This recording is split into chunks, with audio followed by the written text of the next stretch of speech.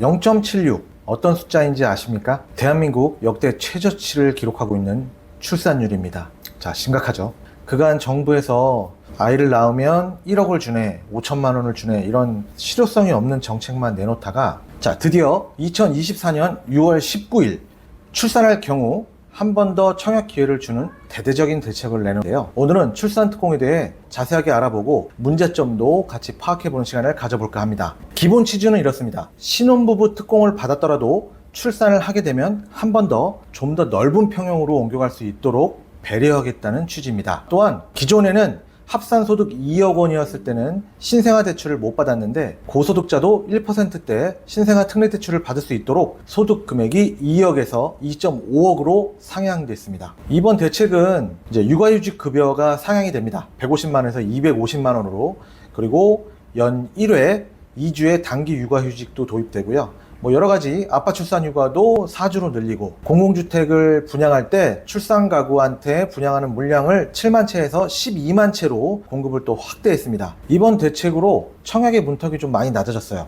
그래서 기존에는 신혼부부가 이 특공 때문에 혼인신고부터 입주자 모집 공고 전까지 내내 무주택을 유지해야 했지만, 이제는 기존 주택이 있더라도 특공을 받게 된 이후 기존의 집을 처분하면 상관이 없게 됐습니다. 또한 민간 분양은 신혼 특공 물량 내 신생아 우선 공급 비율을 20%에서 35%로 무려 15%를 늘렸습니다. 이 부분이 사실 조금 말이 많은데요. 기존의 일반 공급의 물량을 받는 분들은 좀 말이 나오겠죠. 공공 분양 같은 경우 일반 공급은 신생아 우선 공급을 최대 50%까지 할당을 됩니다.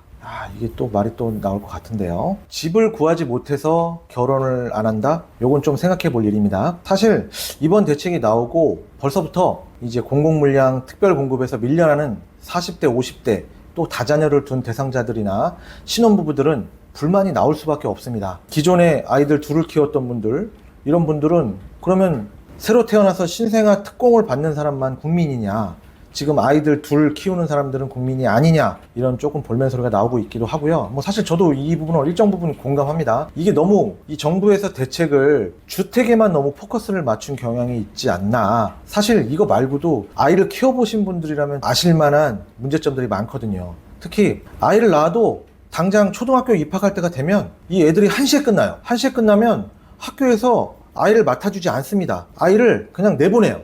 자, 너희들 나가라.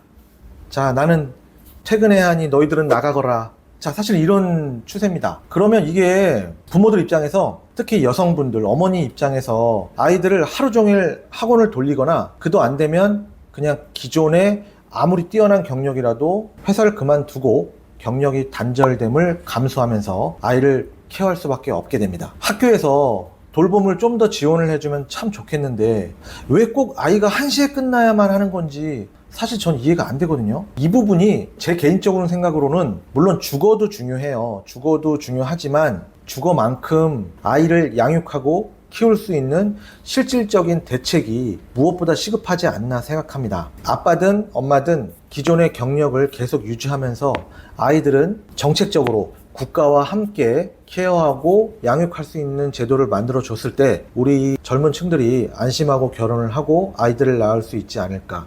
제가 생각했을 때 가장 대책 없는 정책이 아이를 낳으면 1억 줄게. 이거 정말 무책임합니다. 젊은 세대들에게 아이를 안 낳고 결혼을 안 한다고 질타를 하시기 이전에 정부와 그리고 기성세대가 조금 더 책임 있는 정책을 만들었으면 좋겠습니다. 감사합니다.